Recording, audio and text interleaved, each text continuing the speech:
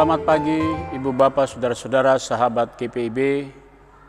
Pada siaran Morning Call GPIB pagi hari ini, saya memperkenalkan diri, saya Pendeta Benjamin Lohena Pesi, Ketua Majelis Jemaat GPIB Sejahtera di DKI Jakarta.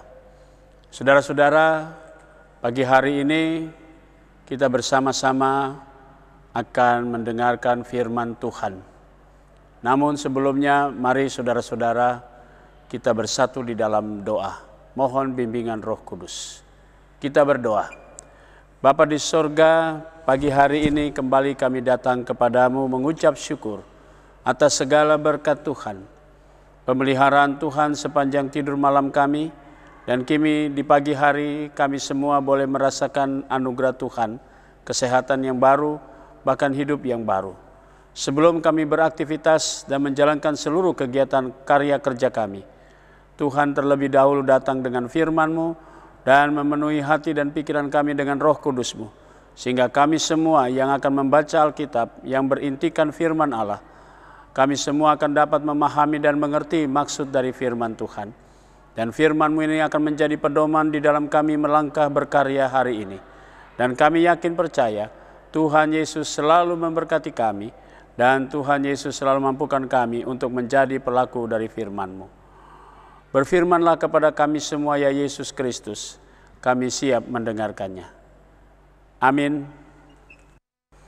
Saudara-saudara, pada pagi hari ini pembacaan Alkitab kita terambil dalam Perjanjian Baru, Kitab Injil Lukas pasalnya yang ke-20, ayatnya yang ke-34, sampai dengan 36 yang berkata demikian. Saya membaca dari Alkitab terjemahan baru edisi kedua. Jawab Yesus kepada mereka, orang-orang dunia ini kawin dan dikawinkan, tetapi mereka yang dianggap layak untuk mendapat bagian dalam dunia yang lain itu dan dalam kebangkitan dari antara orang mati tidak kawin dan tidak dikawinkan. Mereka tidak dapat mati lagi, sebab mereka sama seperti malaikat-malaikat dan mereka adalah anak-anak Allah, karena mereka telah dibangkitkan. Demikian firman Tuhan. Saudara-saudara, firman Tuhan berkata, berbahagialah mereka yang mendengar dan melakukannya dalam hidup hari lepas hari. Sahabat GPIB yang diberkati Tuhan, salah satu teman ataupun juga mungkin kita mau katakan sebagai lawan bicara Yesus adalah ahli-ahli Taurat, kemudian orang Farisi, dan bacaan kita hari ini adalah berbicara tentang orang Saduki. Orang Saduki ini memiliki kekhasan tersendiri bahwa mereka tidak percaya akan kebangkitan orang mati. Dan Lukas mencatat itu dalam bacaan kita di ayatnya sebelumnya, ayat 27. Beberapa orang Saduki mengatakan bahwa tidak ada kebangkitan. Saudara-saudara yang Tuhan Yesus kasihi, karena itu mereka mulai bertanya kepada Yesus. Jadi tidak jauh berbeda dengan ahli Taurat atau dengan orang-orang yang ingin bertanya, tetapi dalam pertanyaan itu selalu ingin mencobai Yesus. Dan orang Saduki yang tidak percaya akan kebangkitan, mereka pun memulai persoalan dengan bagaimana kalau seandainya ada orang yang beberapa kali kawin seperti yang dijelaskan dalam ayatnya yang ke-28 sampai dengan ayatnya yang ke-33, maka pertanyaannya pun akan selalu mengarah kepada bagaimana atau siapakah yang akan menjadi suami setelah kebangkitan. Jadi saudara-saudara yang Tuhan Yesus kasihi, orang-orang Saduki ini mempertanyakan apakah ada kesamaan hidup di dunia ini dengan hidup setelah kematian. Pertanyaan ataupun ungkapan yang diucapkan oleh orang Saduki itu menunjukkan mereka mau mengatakan apakah ada kesamaan Karena bagi mereka tidak ada kebangkitan, maka mereka juga mulai ragu-ragu atau mulai mempertanyakan, apakah benar memang ada kebangkitan? Kalau peristiwa-peristiwa yang antara hubungan kawin dengan mengawinkan dan dikawinkan semua-semua, lalu kemudian yang diungkapkan tadi, dijadi contoh kepada dalam percakapan ini, ayat 28 dan seterusnya, dikatakan ada 7 orang bersaudara, lalu kemudian satu meninggal, tidak memiliki anak, lalu istrinya kawin lagi dengan saudaranya yang kedua sampai 7 kali. Pertanyaannya adalah siapakah suaminya yang sebenarnya?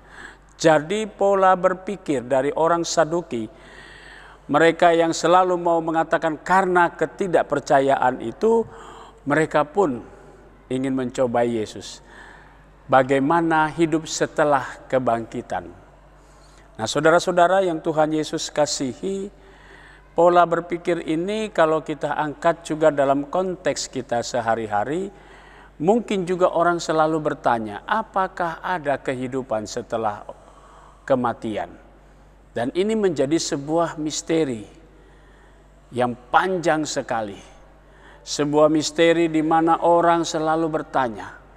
Dan tidak ada satu jawaban atau teori-teori yang mengatakan ataupun suatu tulisan bahwa ada orang yang pernah mati lalu bangkit, lalu dia menulis sebuah sejarah bahwa ini dia hidup di sorga itu begini-begini dan seterusnya.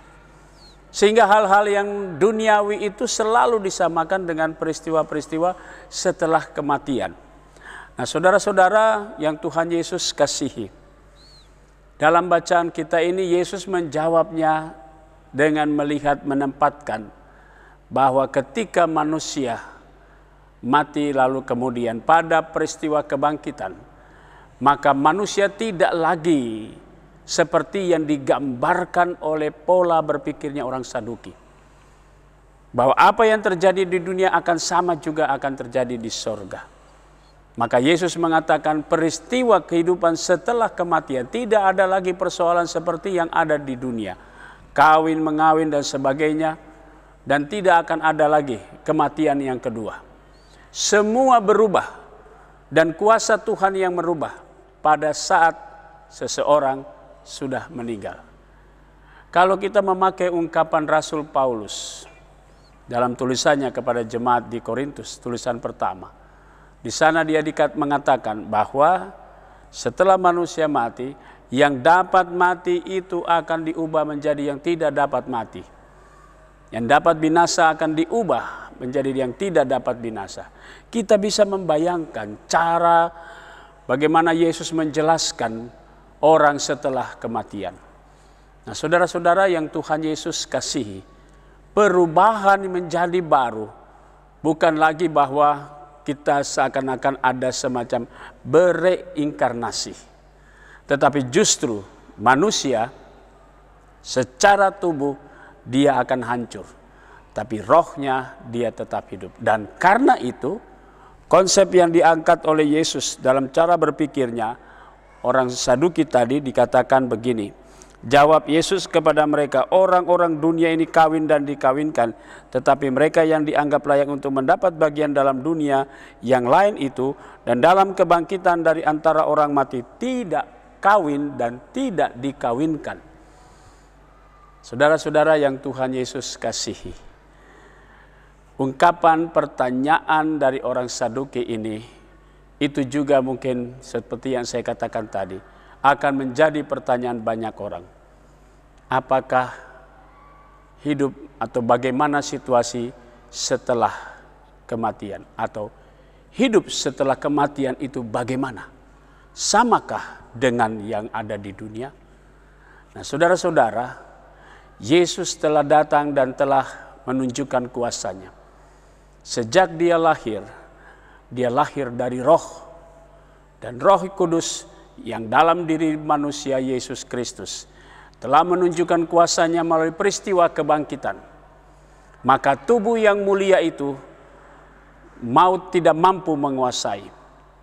Dan ia pun bangkit dari antara orang mati. Nah, saudara-saudara yang Tuhan Yesus kasihi, tubuh yang penuh dengan kuasa, dengan kemuliaan, dengan kuasa Roh Kudus itulah yang kemudian mau mengajarkan kita bahwa kita menyadari Kita ada oleh karena hubungan antara laki-laki dan perempuan. Maka terjadilah manusia baru, ataupun ketika seorang perempuan hamil melahirkan, dan kemudian ketika kita mati, kita akan kembali menjadi debu. Karena kita berangkat dari satu hubungan manusia dengan manusia. Kita berangkat dari peristiwa itu. Lalu kemudian hancur oleh karena kita berasal dari debu dan tanah. Kitab Kejadian pada pasalnya yang kedua. Dengan demikian, Allah yang hadirkan roh itu sendiri, roh kita tetap hidup karena dia berasal dari Allah yang hidup. Dan ketika kita bangkit dari antara orang mati, maka bukan lagi, ini yang dikatakan oleh Yesus, bukan lagi seperti hal-hal yang sifatnya duniawi, tapi dia berada dalam satu situasi kekekalan. Saudara-saudara yang Tuhan Yesus kasihi, kebangkitan dari antara orang mati adalah sesuatu yang baru. Dan yang baru semuanya itu adalah ciptaan Tuhan. Kita semua yang ada di dunia ini akan masuk dalam satu situasi kematian. Dan situasi kehidupan manusia selama berada di dunia tentu jauh berbeda dengan peristiwa setelah kematian. Nah, saudara-saudara, kita bersyukur kepada Tuhan karena peristiwa kebangkitan Yesus dari antara orang mati telah membuat pada kita semua satu keyakinan bahwa di balik kematian ada kehidupan, dan kehidupan itu adalah kepunyaan Tuhan. Mari kita jalani hidup ini kembali, sahabat-sahabat GPIB.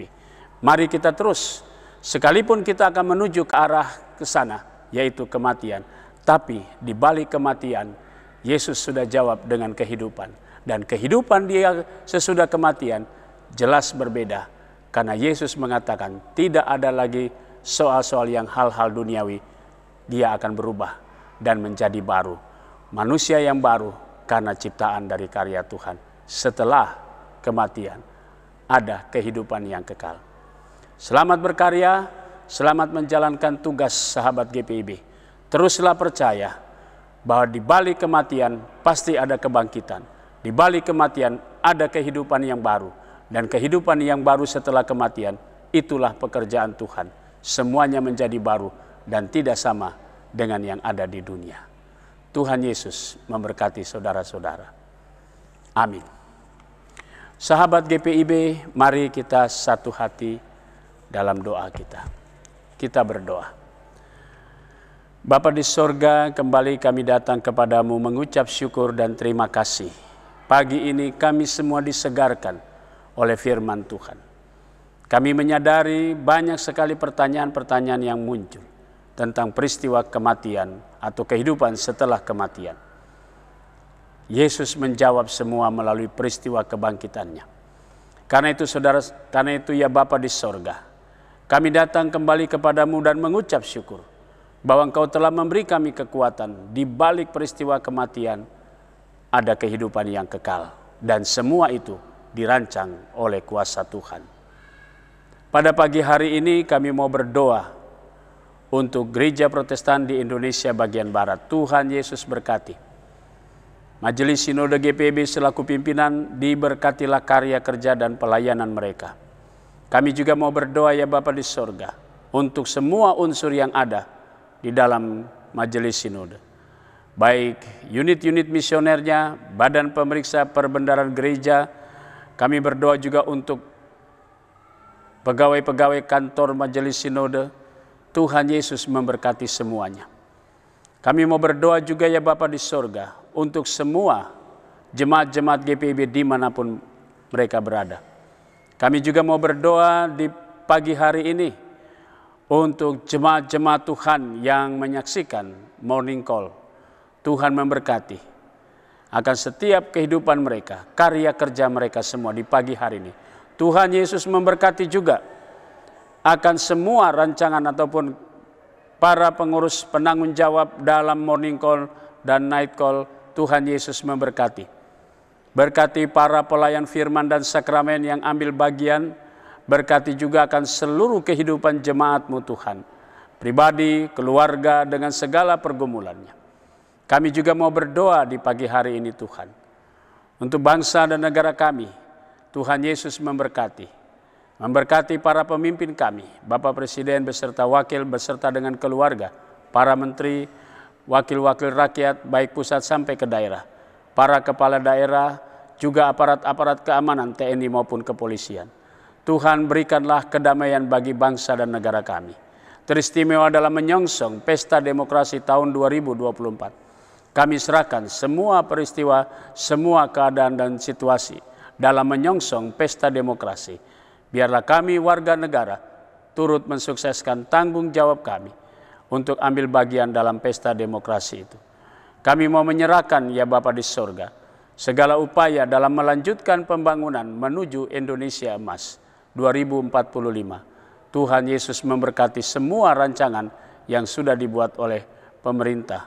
Tuhan memberkati agar itu berkelanjutan dari tahun ke tahun, dari periode ke periode, sehingga Indonesia Emas yang menjadi sebuah cita-cita kami bersama akan terwujud. Tuhan memberkati Negara Kesatuan Republik Indonesia ini ya Bapa. Dalam Negara Kesatuan Republik Indonesia ini, dalam satu kesatuan yang utuh, di mana Tuhan Yesus akan memberkati di dalam setiap kehidupan berbangsa dan bernegara. Inilah doa kami semua ya Tuhan. Inilah pribadi-pribadi kami. Kami mau serahkan semuanya di dalam nama Yesus Kristus, Tuhan dan Juru Selamat kami yang hidup. Amin. Selamat pagi, selamat berkarya sahabat GPIB. Tuhan Yesus selalu memberkati.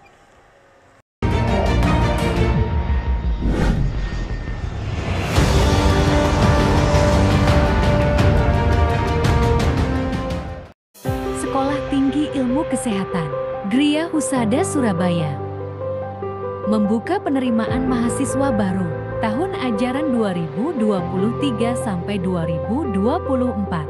Sekolah Tinggi Ilmu Kesehatan Gria Husada terakreditasi BAN PTB dengan menawarkan 2 program studi yaitu: pertama, D3 Kebidanan, kedua, Administrasi Rumah Sakit.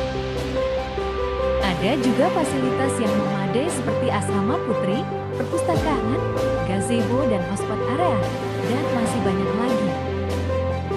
Pendaftaran gelombang pertama dibuka pada Desember 2022 sampai Februari 2023. Gelombang kedua dibuka pada Maret 2023 sampai Mei 2023. Gelombang ketiga dibuka pada Juni 2023 sampai September 2023. Untuk informasi lebih lanjut dapat